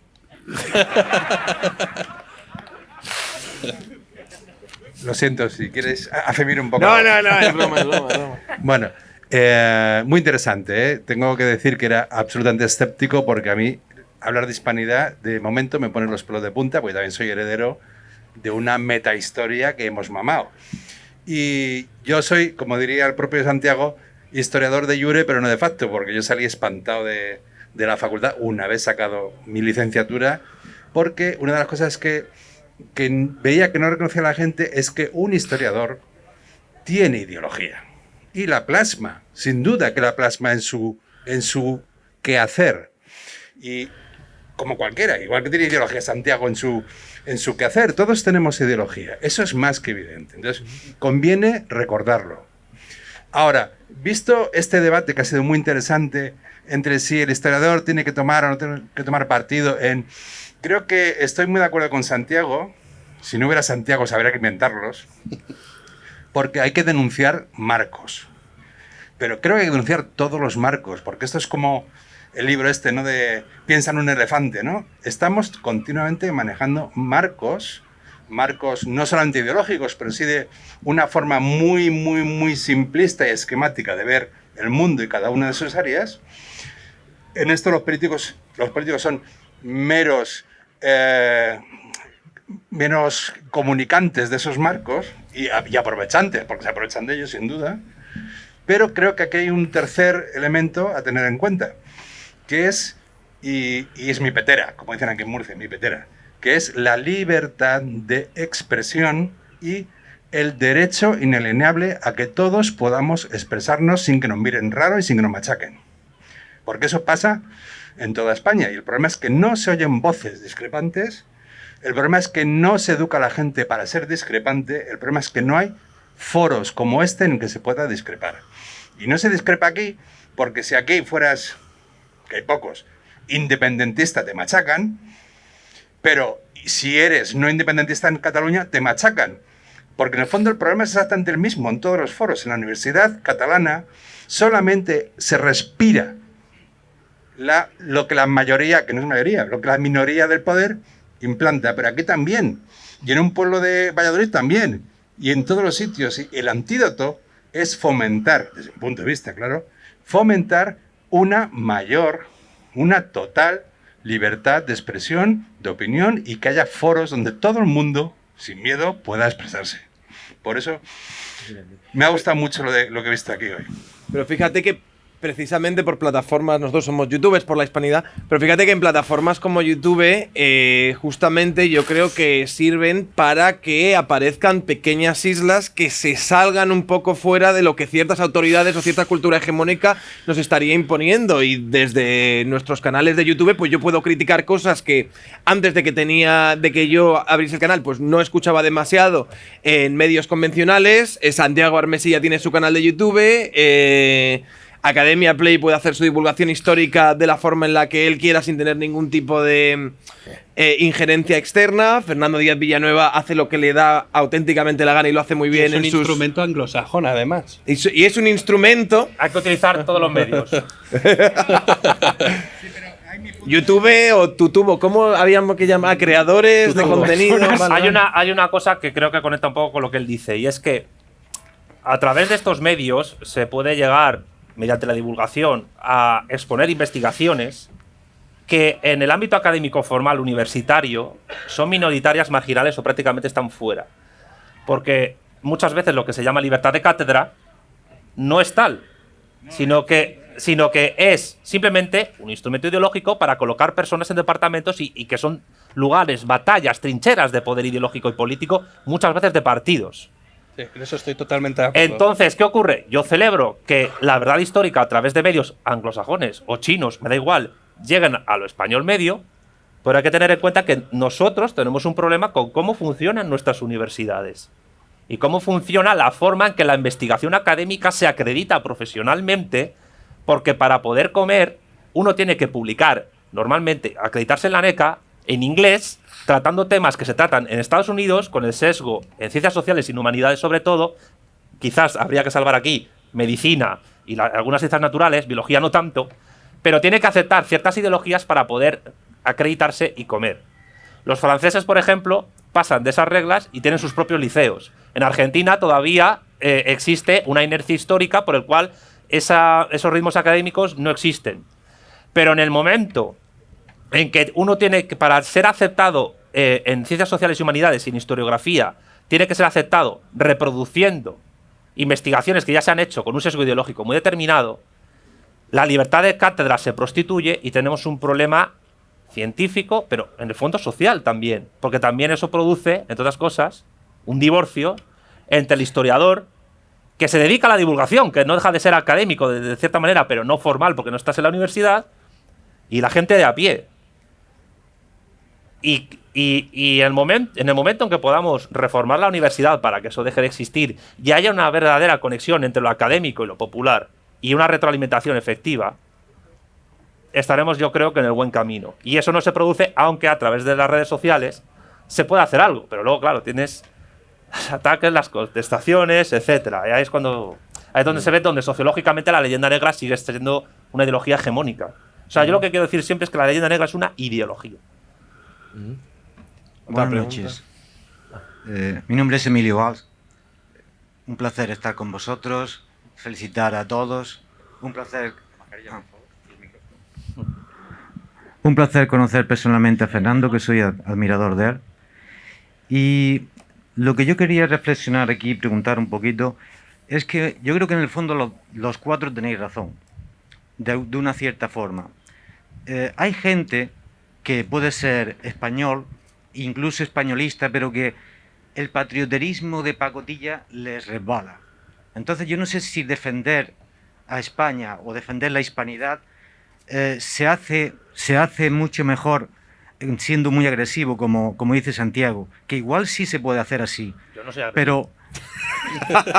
Soy pasional. Pero lo mismo como lo hace Fernando, también se defiende O sea, la a mí me encanta hispanidad. tu forma de ser, cínica, me Claro. parece bien. Pero bueno, está correcto. Y es que no a todo el mundo le gusta ser súper patriota. Entonces hay que aceptar todas las formas de defender la hispanidad. Y vamos, si no nos defendemos, la verdad es que vamos a acabar desapareciendo en múltiples países. Y yo creo que no es precisamente, bueno, ahí discrepo con Fernando, él dice que probablemente países pequeños son mejores. Yo no estoy seguro. La prueba de eso es que todos los países pequeños hispanoamericanos son pobres y son más colonizados que los otros. Por eso yo creo que es bueno que nos defendamos de alguna forma. O sea, no se puede decir que no existe la leyenda negra porque, como bien decís, se usa políticamente para atacarnos, para hacernos más débiles como país y como cultura, para colonizarnos, entre comillas, pero hay muchas formas de defender la hispanidad. Y yo creo que de una forma más light o más fuerte, las dos son válidas. Yo estoy totalmente de acuerdo contigo. La forma de ser de una persona no obsta que sea un gran defensor de la verdad histórica, por supuesto. Yo creo que Fernando hace una gran labor y la defiendo. Y tampoco hay que caer en la leyenda rosa. Es decir, en el Imperio Español se cometieron actos pues como la explotación de los indios en las minas del Potosí, las rebeliones de encomenderos, que como bien explica Don C en su vídeo sobre la leyenda negra, fueron ajusticiados y ejecutados. El hermano de Pizarro fue ejecutado. Muchas veces se dice que las leyes de Indias, las leyes de Burgos, las leyes nuevas, Que no se cumplieron. que cayeron en papel mojado y que no se cumplían. Era Sí, muy sí se sí cumplían se cumplían, muchas veces. admitiendo que era A veces no, pero se trataba de. Y muchos conquistadores fueron ajusticiados. Bueno, el mismo Colón lo apresó Bobadilla y se lo llevó preso a España. por sus prácticas políticas opresivas sobre los indios. La cuestión es que existieron abusos, por supuesto que existieron abusos. La cuestión es que otros imperios han tenido leyes parecidas a las de Indias, o las leyes de Burgos, o las leyes nuevas. El Imperio Británico ha tenido algo así. El Congo belga tuvo algo así. La Indonesia neerlandesa tuvo algo así. No. De hecho, Y esas eso- leyes dejaron de estar vigentes con las independencias. Claro. Cuando se desprotegió al indio fue con las independencias. Eso hay que contarlo también, O sea, es fundamental. Creo que hay que decir estas cosas abiertamente y divulgarlo.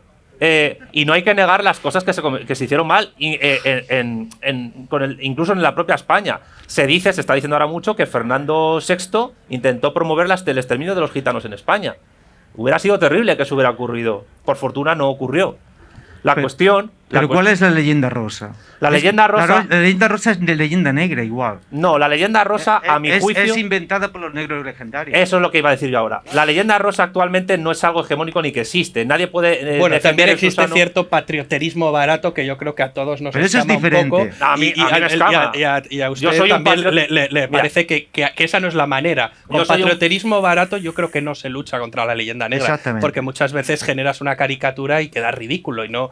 Creo que es contraproducente. Yo soy totalmente al contrario del patrioterismo. No creo que haya que defender que mi nación es superior a las demás ni mejor a las demás. Pero sí la quiero y la defiendo. Esa es la gran diferencia. Es decir, y además se puede defender una nación admitiendo sus defectos. Pero una cosa es admitir los defectos de un país o incluso reconocer los abusos de una época determinada del imperio que se produjeron. Y otra cosa es negar que hubo mecanismos jurídicos impulsados desde el propio imperio, porque que una sociedad pare una conquista para debatir si lo que está haciendo está bien o está mal y ponga a sus mejores juristas y teólogos a debatir sobre ello, eso es un hecho histórico sin parangón. Sí, sí, la controversia de Valladolid, controversia de Valladolid. en 1550 es una Sí, cosa es un acojonante. hecho histórico que- Carlos V para la conquista durante 6 años para dirimir si lo que estaban haciendo estaba bien o mal. Eso 6 no- años. 6 años. O sea, eso es una cosa- lo que duró la Segunda Guerra Mundial. El debate teológico entre Sepúlveda y las casas es algo que no se ha producido en Por ningún- supuesto. Entonces, ¿qué es ser patriota en el fondo? No es una forma de ser más impulsiva o menos impulsiva, más tímida o más cínica. No, yo distingo Eso- entre patrioterismo y patriotismo. No, es una cosa claro, diferente. claro, el patriotismo me parece bien. El nacionalismo menos. Pero el patrioterismo. Pero el patrioterismo es una forma de nacionalismo, Javier, yo creo. primero de políticas. El nacionalismo hay dos tipos de nacionalismo. El que se llama patriotismo o nacionalismo político, es decir, el de defensa de una ciudadanía de ciudadanos libres iguales en derechos y deberes, de origen de la Revolución Francesa. Y luego está el nacionalismo romántico, étnico, excluyente, Sí. que tiene su origen en el romanticismo alemán. Que es chauvinismo, que y es que es creerse sangre mejor y suelo, de los demás. Y que es sangre y suelo. La cuestión es que, sin negar las cosas malas, el gran problema es que la leyenda negra nos ha hecho sustancializar tanto lo malo, lo negativo e incluso aceptar mentiras, que claro, si durante mucho tiempo te dicen que eres lo peor, te lo acabas creyendo. Y el problema es que los españoles, de un lado y otro del Atlántico, los hispanoamericanos, ha llegado un momento en que se han creído que eran lo peor. Y otros extranjeros, neerlandeses, británicos, etcétera, se han creído lo mejor, creyendo pues lo de los Monty Python. Nadie espera la Inquisición española. Uno de los tribunales más garantistas de la historia, la Inquisición española, por cierto. Entre otros, estudiado por Henry Cayman, muy bien. Sí. Y que nadie piense que defendemos la Inquisición española o que la queremos reinstaurar. No, pero si es Obviamente, que no lo se puede pasa es que hay restaurar que una institución que ya no tiene ningún sentido, que tuvo su momento histórico. Sería como tratar de reinstaurar, no sé, las legiones romanas. No tiene ningún sentido. Pero sí hay que reconocer que la Inquisición española no es la caricatura satánica que se ha querido vender en absoluto. Es decir, ¿qué actitud a mi juicio sería patriótica? Independientemente de la forma de ser de cada uno, que eso es otro tema, o de las virtudes y defectos de cada persona. Una actitud patriótica consiste en entender que la historia de una nación es la que es, pero que en nuestro caso se ha tergiversado, se ha mentido, se ha ocultado lo bueno. Y que por tanto, en los planes y programas y proyectos políticos que se tienen que hacer en el futuro, tiene que tenerse en cuenta lo bueno para poder dar un porvenir a la sociedad. Y entre otras cosas, para generar en nuestros jóvenes no la apatía, sino todo lo contrario, la simpatía por su propio ser, por su propia historia. Creo que la gente en la oscuridad nos intenta comunicar algo. Yo estoy un poco como en el Resplandor ahora, ¿eh? Sí. Creo que Veo hay, sombras están haciendo y- signos. No, creo que hay gente que quiere utilizar el micrófono también para hablar. Sí. Fernando, tienes que decir algo, que estás muy callado Ahí. ahora. Lo primero, agradeceros que hayáis venido y sobre todo agradecer al organizador por haber puesto a 4 de las personas que más sigo en internet a día de hoy en una misma mesa. ¡Bravo! Que quede casualidad que ha sido justo ahora de golpe, todos en la misma mesa. Y especialmente soy un gran admirador de Fernando, sigo todas las contras y también le leo muchos artículos en periódicos. Yo lo que quería añadir es un pequeño dato con respecto a la leyenda negra en Holanda. Yo en Holanda estuve viviendo unos cuantos años y es muy llamativo porque cuando un niño allí se porta mal, le mandan directamente a la cama y le dicen duérmete porque si no viene el duque de Alba por ti. Tal cual. Y eso, más que una ofensa, yo lo tomo como algo hasta gracioso. O sea, tú eres español, lo escuchas y te ríes. Y lo que quería destacar es que igual que tiene eso que a lo mejor puede tener un trasfondo negativo, tienen otra curiosidad muy grande, que es que allí su versión de Papá Noel se llama San Nicolás y es un señor que viene desde Alicante en barco de vapor y pasa por los canales regalando regalos a los niños de Holanda y el barco va lleno de banderas nacionales españolas. Entonces yo creo que tampoco nos tienen ese rechazo. Entonces lo que yo quería destacar, y que era mi pregunta, o sea, yo veo la hispanofobia más que como un problema externo, como un problema interno. Y quería preguntaros, ¿cómo puede, o sea, no sé si habrá alguna relación o algo, si la podéis desarrollar, me resolvéis una gran duda. ¿Qué impacto creéis y de qué forma ha podido tenerlo las potencias que en su momento hicieron esta propaganda en la aparición y desarrollo de los nacionalismos periféricos? O sea, esa sería mi pregunta.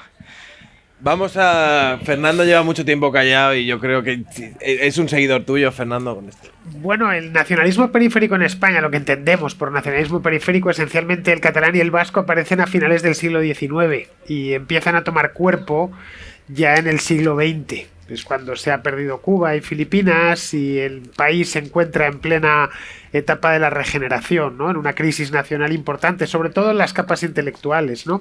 Luego se desestabiliza a raíz de las huelgas del 17, sobreviene una década de dictadura, luego la República, ya se precipitan los acontecimientos, la Guerra Civil y luego la dictadura de Franco.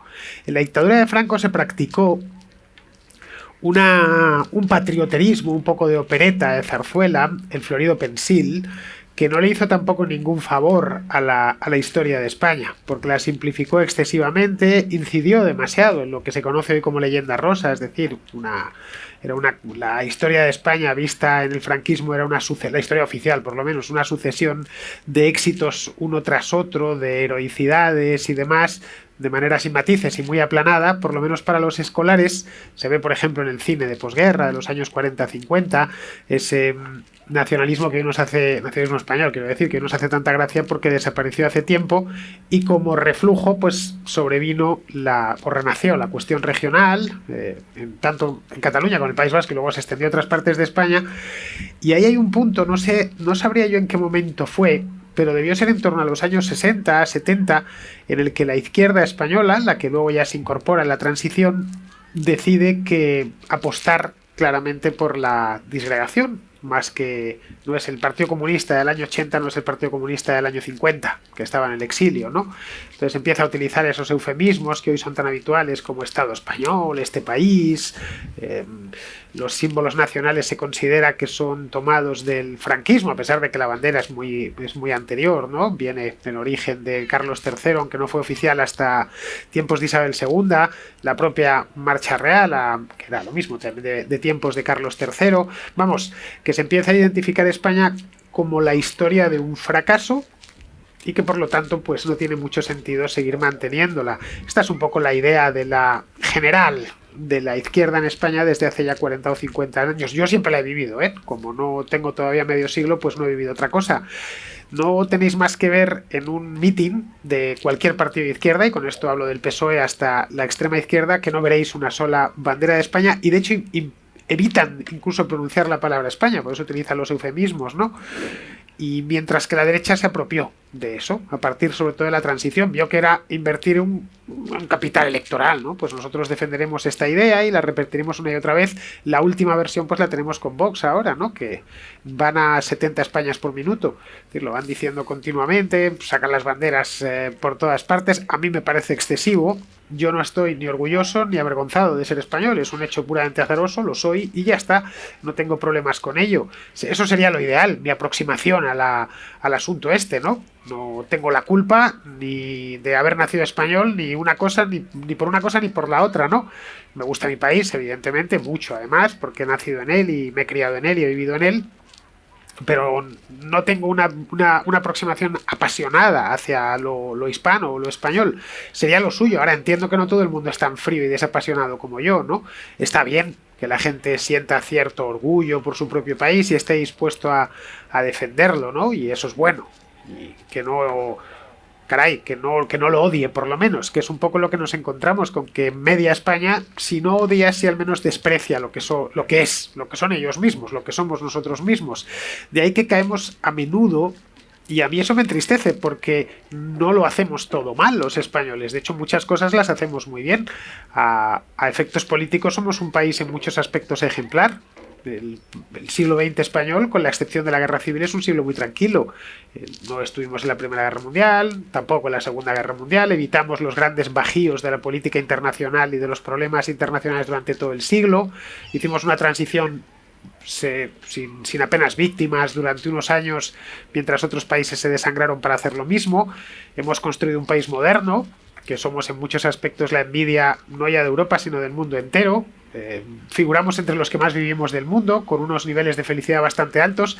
Vamos, que hay motivos más que sobrados para estar contento por haber nacido aquí y poder vivir aquí, pero en cambio el relato oficial es el contrario, y solo decir lo que estamos diciendo nosotros cuatro aquí pues es pasaporte directo para que uno le acusen de franquista o de estar haciendo el Florido Pensil, lo cual pues la verdad ni muchísimo menos. A mí no me gusta caer en las leyendas rosas, me gusta conocer la historia, lo que sucedió, con sus partes luminosas y sus partes más oscuras.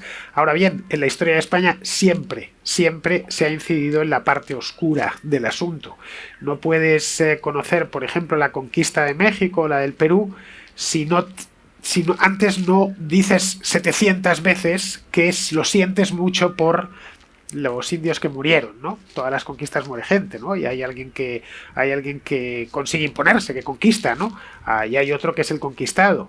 Bien, Todas esas salvedades no se hacen con otras historias nacionales, y es probablemente por eso mismo. Quizá es que a España le tocó hacer la transformación a Estado-Nación en el momento más bajo, que fue justo después de la pérdida de los virreinatos. No lo sé, habría que estudiarlo un poco más a fondo. Mientras que Inglaterra pudo hacer esa transformación en el siglo XIX, constituirse en un Estado-Nación moderno en un momento magnífico para ellos, ¿no? Mientras gozaban de un imperio ultramarino respetable, y a nosotros nos tocó, o a nuestros antepasados, vamos, no a nosotros, que no lo vivimos, les tocó en un momento muy duro, ¿no? Con 2 golpes además seguidos. Primero lo de los virreinatos en 1820 y luego lo de Cuba y Filipinas en 1898. Pero vamos, yo no creo de ninguna manera que la historia de España sea la historia de un fracaso, y mucho menos de la España del último siglo. Es decir, a los hechos me remito. Si pensamos, por ejemplo, en Alemania, Alemania es un país que hace un siglo, poco más de un siglo, en 1914, era un país que iba de lo que es hoy Rusia a lo que es hoy casi las cercanías de París. Alsacia y Lorena estaban dentro de Alemania, y hoy está reducido a casi la mitad, ¿no? Entonces, si nosotros nos sentimos mal o pensamos que hemos fracasado, ¿qué pensarán los alemanes? Ojo, los alemanes estoy hablando, no digo otros países que realmente han tenido un siglo XX realmente lleno de calamidades, ¿no? Pero vamos, que a todo esto hay que aproximarse de una manera razonable y sin apasionamiento. El apasionamiento no es bueno, y mucho menos para acometer ni la política, ni muchísimo menos la historia. Bueno, vamos con la última pregunta, ¿no? Más, por favor. Hola, buenas noches. Agradeceros a todos vuestra participación. Ha sido una conferencia, un partido interesante. Ha ido la pelota de un sitio al otro. El delantero centro Santiago Ormesilla ha interceptado bastantes balones. Pero bueno, iba a hacer una síntesis pacificadora. Me han dicho que tengo 30 segundos. No me costaría lo de la síntesis, porque sigo a Sergio, que es un liberal y yo soy marxista, sigo a Santiago, yo soy un marxista europeísta, él sería feliz si no fuésemos de la Unión Europea. Entonces, Santi, te tengo que hacer 2 preguntas, una pregunta y otra reflexión crítica, muy rápidas. La primera es, imagínate, Santi, que tú eres el presidente del ente de Radio Televisión Española, en un gobierno revolucionario, marxista, etcétera, etcétera. Bien, ¿qué ocurriría con ese debate historiográfico si... Yo también estoy en contra de la leyenda negra, pero respecto a todo esto, decir la verdad es ser honrado, ¿no? ¿Permitirías que hubiese la misma representación de posicionamientos críticos contra la leyenda negra que también estudios, etcétera, que dijesen puntos de esa leyenda negra que son ciertos? ¿Permitirías la misma proporción que ocurre en la academia? ¿O la utilizarías, perdón un momento, Santi, o la utilizarías, que te conozco, o la utilizarías y sobrerepresentarías las posiciones, digamos, negativas de esa leyenda negra para los intereses geopolíticos de España? Y por último, una reflexión muy crítica en tanto marxista defensor de la Unión Europea. Has realzado la figura de Alejandro Magno, con lo cual estoy totalmente contigo. ¿No crees que podría haber gente que en su momento dijera que Alejandro Magno era un rage y estaba imponiendo, etcétera, etcétera, esa universalidad? ¿No crees que la Unión Europea es una posibilidad de construcción supraestatal, democrática, sin cortar cabezas? Y ya está. Johnny Yescas es amigo mío desde hace muchos años. Celebro que esté aquí. Respondo a las 2 preguntas. Es Johnny Yescas, sí. Autor del libro La dictadura del videoclip, que lo recomiendo a todo el mundo. No quería dejar de comentar una cosa que ha dicho Fernando. Sobre la construcción nacional de España, respecto a la de otras potencias de Europa Occidental, hay que decir que España se construyó antes como imperio que como nación, mientras que otras fueron naciones antes que imperio. Sobre cómo se construyó España en sus periodos políticos revolucionarios en el siglo XIX, modestamente les recomiendo mi libro El marxismo y la cuestión nacional española, donde explico cómo desde la guerra de independencia, el trienio liberal, la primera guerra carlista, la bicalvarada y el sexenio democrático se va construyendo España como nación en el siglo XIX. Más que nada para que lo estudien. Sobre lo que pregunta... una cosa que ha dicho antes la persona que te preguntó a ti en un inicio anteriormente a John. Sugiero que la gente que está ahora en el público busque información sobre los diálogos Cataluña-Castilla que se produjeron en la década de los 60, en los que, por cierto, participaron personas como Dioniso Ridruejo, y la influencia que en esa deriva antinacional que tuvo la izquierda en España, particularmente la socialdemocracia y la izquierda comunista del PC, la influencia que tuvo el Congreso por la Libertad de la Cultura en esa deriva y cómo se infiltró en esa izquierda.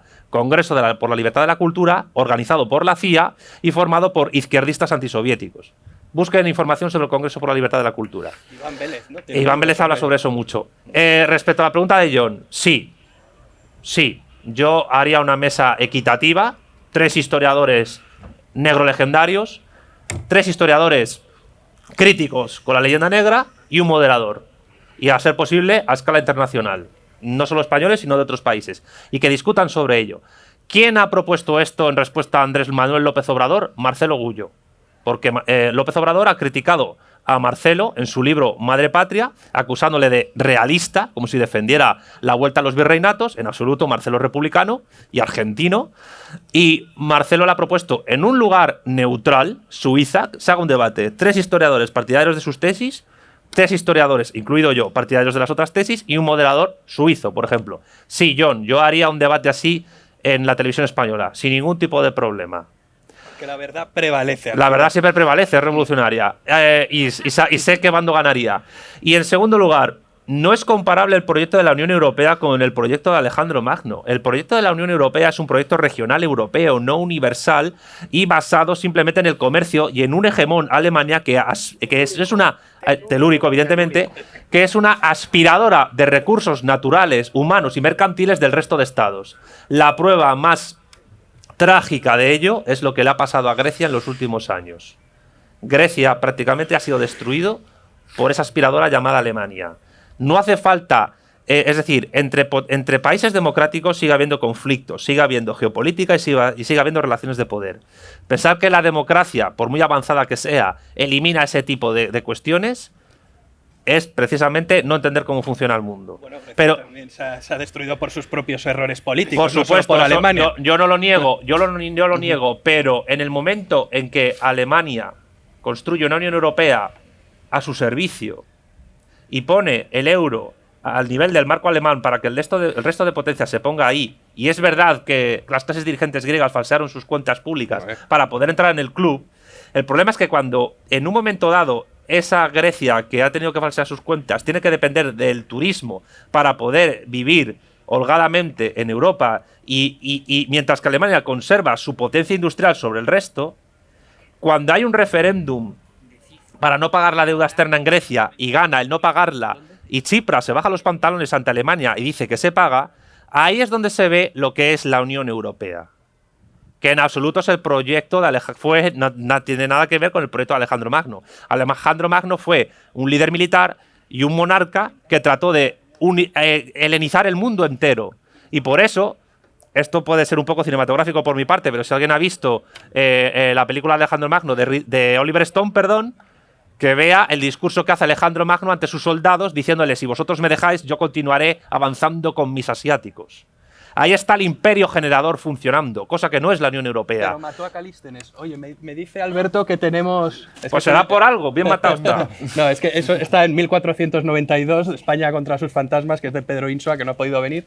Pero me dicen que ahora se va a emitir la película La primera globalización de José Luis López Linares. Ya la hemos visto nosotros, un peliculón, creo que van a emitir 40 minutos y es en el Teatro Fundación Mediterráneo. Sí. Y ahora mismo, ¿no? Ahí hay que cortar. Y hemos terminado, chicos. Un aplauso para Fernando Díaz Villalobos. YouTubers por la hispanidad.